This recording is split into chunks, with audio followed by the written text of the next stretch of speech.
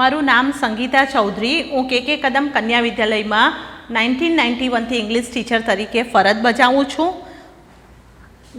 આગળના સેશનની અંદર આપણે વોઇસ શીખી ગયા, તો આશા છે કે તમ સર્વને વોઇસ વિશે માહિતી મળી ગઈ હશે. કંઈ પણ તમને એના વિશે કંઈ પણ પઝલ હોય, કોઈ પણ પ્રોબ્લેમ હોય તો જે આ લેસન તમે જોવો છો તેની નીચે તમારી કોમેન્ટ તમે લખી શકો છો. હવે આજે આપણે ડાયરેક્ટ ઇનડાયરેક્ટ સ્પીચ શીખીશું. ફરી પહેલે એકવાર સમજી લઈએ ડાયરેક્ટ સ્પીચ કોને કહેવાય અને ઇનડાયરેક્ટ સ્પીચ કોને કહેવાય. હવે ધારો કે તમે અંદર વાત કરો છો, બરાબર, તમે પોતે વાત કરો છો, તમે એમ કહો છો કે આઈ એમ અ ગર્લ, બરાબર, તમે એકબીજા વચ્ચે જે વાત કરો છો એ ડાયરેક્ટ સ્પીચ કહેવાય, બરાબર. એટલે જે પણ તમે વાત કરો છો એ સીધી જે વાતચીત છે તેને ડાયરેક્ટ સ્પીચ કહેવાય. જ્યારે ઇનડાયરેક્ટ સ્પીચ કોને કહેવાય કે તમે જે વાત કરી રહ્યા છો એનો ફક્ત તમે આખું એનો સારાંશ કહી જાઓ કે શું. ધારો કે Sita is a clever girl, તો શું કહેતા હતા? તો સીતા એ હોશિયાર છોકરી છે. એટલે આ ફક્ત એનો આપણે શું કહેવા માંગીએ છીએ એનો અર્થ જ્યારે આપણે શીખવીએ તો એ ઇનડાયરેક્ટ નેરેશનમાં આવે. બે રીતે કરી શકાય. ડાયરેક્ટ સ્પીચ એટલે સીધી વાતચીત, જ્યારે ઇનડાયરેક્ટ સ્પીચ એટલે ફક્ત એ જે શું કહેવા માંગે છે એ વાતચીત હોય છે. હવે ડાયરેક્ટમાંથી ઇનડાયરેક્ટમાં સામાન્ય રીતે આ ત્રણ મુદ્દા તમને આગળ પણ કહ્યા હતા એ રીતે વોઇસ, ડાયરેક્ટ ઇનડાયરેક્ટ સ્પીચ આ અને ડિગ્રી, આ ત્રણ વસ્તુ એવી છે કે તમારે બધી જ competitive exam as well as 10મું અને 12મામાં આ બહુ જ ઉપયોગી છે. અને આની અંદર વધારે પડતું એક્સરસાઇઝ હોય છે એટલે તમે માર્ક્સ કવર કરી શકો છો બોર્ડમાં. તો ડાયરેક્ટ સ્પીચમાંથી ઇનડાયરેક્ટ નેરેશનમાં ફેરવતી વખતે ખાસ ફર્સ્ટ વસ્તુ યાદ રાખવાનું કે તમે ડાયરેક્ટ સ્પીચમાંથી એને ઇનડાયરેક્ટમાં ફેરવો છો. અવતરણ ચિહ્નમાં ક્યારે આવે કે વ્યક્તિ જે બોલે છે તે જ રજૂઆત કરવામાં આવે છે. જ્યારે ઇનડાયરેક્ટ સ્પીચમાં આપણે ફેરવીએ એટલે અવતરણ ચિહ્ન નીકળી જશે અને કયો શબ્દ આવશે? ધેટ, બરાબર. એટલે આ ખાસ પ્રથમ વસ્તુ યાદ રાખવાની કે અવતરણ ચિહ્નને સ્થાને ધેટનો ઉપયોગ થાય છે. પછી આપણે જોઈએ વ્યક્તિ જે બોલે છે, ધારો કે the teacher said to Ram, said to શબ્દ વાપરીએ છીએ. ટીચરે રામને કહ્યું, એટલે જો સેડ ટુ હોય તો આપણે શું લેવાનું છે? ટોલ્ડનો ઉપયોગ કરવાનો છે. અને સેઝ ટુ હોય તો ટેલ્સનો ઉપયોગ કરવાનો છે. પરંતુ બીજું એક વસ્તુ ધ્યાનમાં રાખવા જેવી છે કે ધારો કે સેડ જ હોય અને સેઝ જ હોય તો જે શબ્દ છે તે જ. ધારો કે ધ ટીચર સેડ, તો ધ ટીચર સેડ પછી અવતરણ ચિહ્નને સ્થાને ધેટ. આ રીતે આપણે ઉપયોગ કરીએ છીએ. એટલે યાદ રાખવાનું, સેઝ ટુ હોય તો જ ટેલ્સ અને સેડ ટુ હોય તો જ ટોલ્ડનો ઉપયોગ થાય છે. આ વસ્તુ ડાયરેક્ટમાંથી ઇનડાયરેક્ટમાં ફેરવતી વખતે યાદ રાખવાનું છે. ત્યારબાદ વ્યક્તિ પોતાને માટે આપણે પ્રથમ પુરુષથી જોઈએ, બરાબર. આપણે એક વચન બહુવચન બેઉ લઈએ તો પ્રથમ વ્યક્તિ પોતાને માટે આઈ વાપરે છે, બરાબર. Ram said I am a clever boy. તો એ રામ બોલે છે એ પોતાને માટે એ આઈ વાપરે છે કારણ કે એ ડાયરેક્ટ સ્પીચમાં છે. એ રામ પોતાને માટે અવતરણ ચિહ્નમાં આઈ વાપરશે.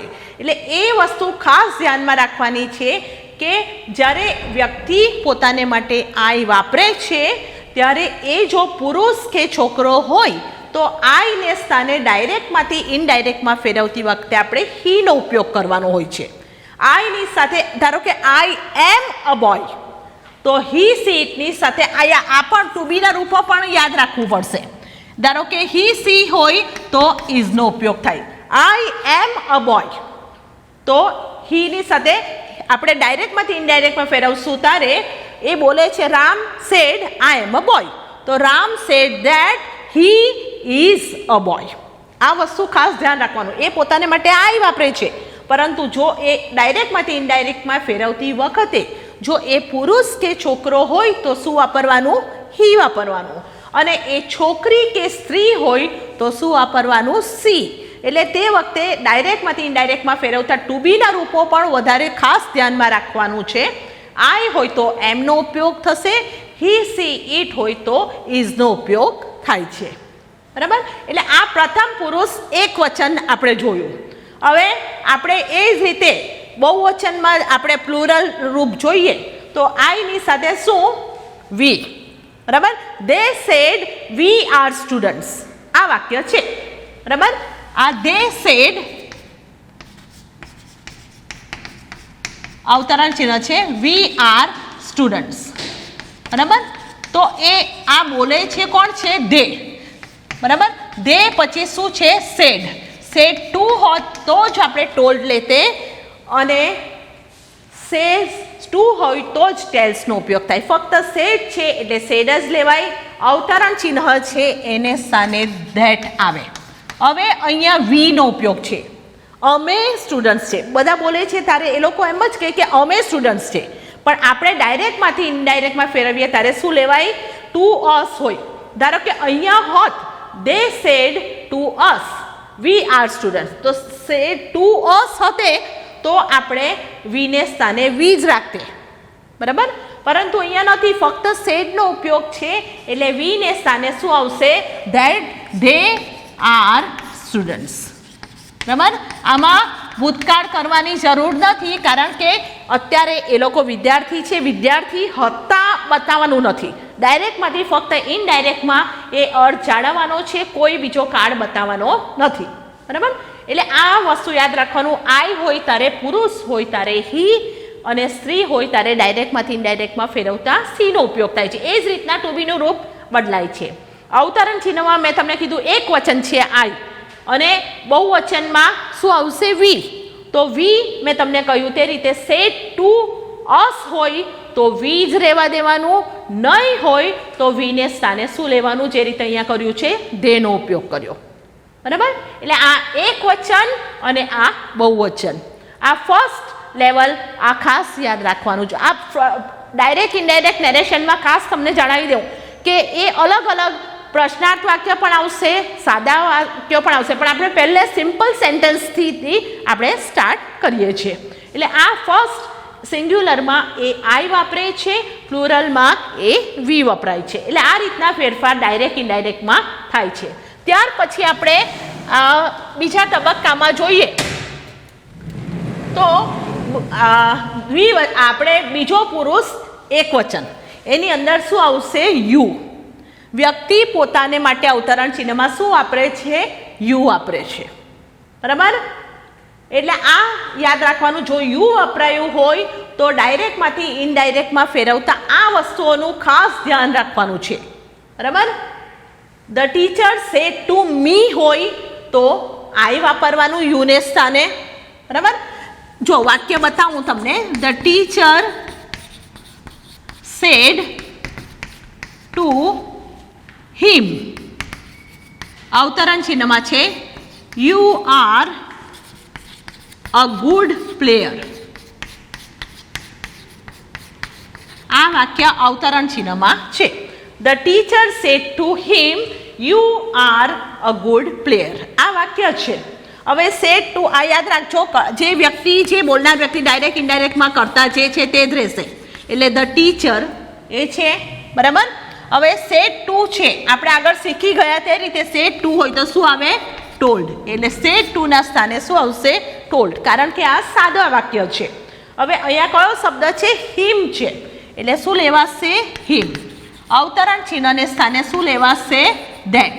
હવે જુઓ અહીંયા યુ છે, તમને અલગ અલગ ફેરફાર આપ્યો છે. જ્યારે યુ બરાબર હોય ત્યારે આ યાદ રાખવાનું, the teacher said to him છે એટલે આપણે શું લેવાશે? હી.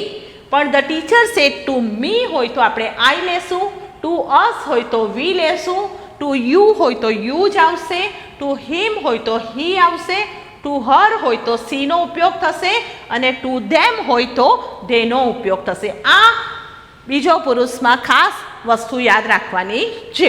એટલે અહીંયા તમને આપ્યું છે ટુ હિમ એટલે શું આવશે? The teacher said to him. બરાબર. હવે અવતરણ ચિહ્નને બદલે શું લેવાશે? That.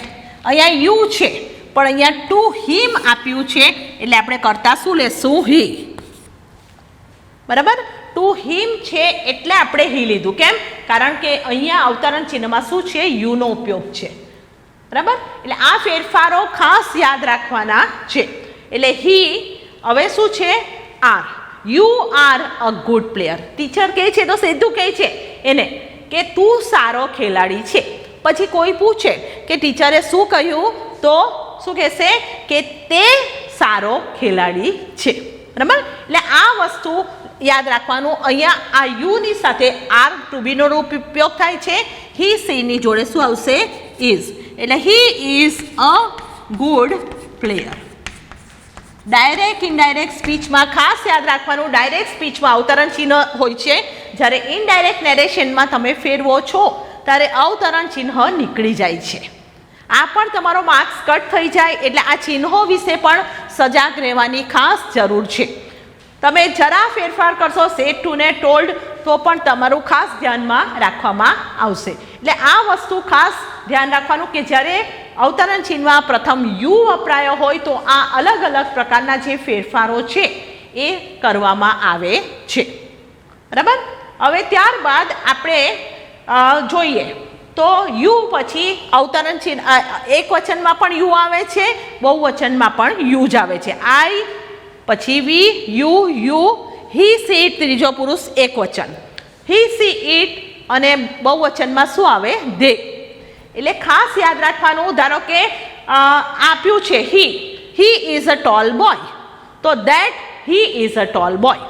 The elephant is a big animal, તો that the elephant is a big animal. બરાબર. અર્થ ઇઝ રાઉન્ડ, તો that the earth is round. આમાં કોઈ ફેરફાર કરવાના નથી. એટલે હી સી ઇટ ધે થી વાક્ય જ્યારે હોય છે ડાયરેક્ટથી ઇનડાયરેક્ટમાં ફેરવતા, તો એ નેરેશનમાં કોઈ ફેરફાર કરવાના નથી. ફક્ત ધેટનો ઉપયોગ કરવાનો છે અવતરણ ચિહ્નને સ્થાને, અને જે હોય તે લખવાનું છે. ધારો કે નિશા ઇઝ અ ડાન્સર, તો that Nisha is a dancer. બરાબર. The banyan tree is a tall tree, તો that the banyan tree is a tall tree. એટલે આ રીતે આ ફેરફારો યાદ રાખવાના છે. અવતરણ ચિહ્નમાં જે વાક્ય હોય તેને સ્થાને વ્યક્તિ આઈ વાપરે છે ત્યારે પુરુષ હોય તો હી, સ્ત્રી હોય તો સી. અવતરણ ચિહ્નમાં જ્યારે વી હોય છે તો ધ ટીચર સેડ ટુ અસ, એટલે ટુ અસ વપરાયું હોય અવતરણ ચિહ્ન પહેલાં, તો વીનું વી જ રહેવા દેવાનું હોય, નહીં તો વીને સ્થાને દે. અને જ્યારે અવતરણ ચિહ્નમાં યુ હોય છે ત્યારે આ ફેરફારો જો છે ટુ મી હોય તો આઈ, ટુ અસ હોય તો વી, ટુ યુ હોય તો યુ, ટુ હિમ હોય તો હી, ટુ હર હોય તો સી અને ટુ ધેમ હોય તો ધેનો ઉપયોગ થાય છે. અને લાસ્ટ આપણે જોયું તે રીતે ત્રીજા પુરુષ એક વચનની અંદર અને બહુવચનમાં કોઈ ફેરફાર નથી થતો. હી સી ઇટ અથવા ધેનો ઉપયોગ થાય. હી એટલે ફક્ત વ્યક્તિનું નામ હોય, Ram is a tall boy, તો that Ram is a tall boy. બરાબર. શી હોય સીતા ડાન્સીસ ગ્રેસફુલી, તો સીતા ડાન્સીસ ગ્રેસફુલી. ફક્ત ધેટનો ઉપયોગ થાય છે. નિર્જીવ વસ્તુ વિશે ચર્ચા હોય અથવા ધેનો ઉપયોગ હોય. ફાર્મર્સ આર હાર્ડ વર્કિંગ, તો that farmers are hard working. Farmers એટલે ધે આવે. બરાબર. બહુ બધા. તો એ કોઈ ફેરફાર થતો નથી. આ વસ્તુ ખાસ ધ્યાનમાં લેવા જેવી છે. એટલે આ પહેલો તબક્કો ડાયરેક્ટમાંથી ઇનડાયરેક્ટ નેરેશનમાં ફેરવતી વખતે ખાસ આ વસ્તુ યાદ રાખવાનું છે. એક તો વ્યક્તિ ટુ બીના રૂપ કઈ રીતે ફેરફાર કરવાના છે. આઈ હોય તો એમ, વી યુ દે હોય તો આર અને હી સી ઇટ હોય તો ઇઝ. આ ફેરફારો ખાસ યાદ રાખવાની જરૂર છે. ત્યારબાદ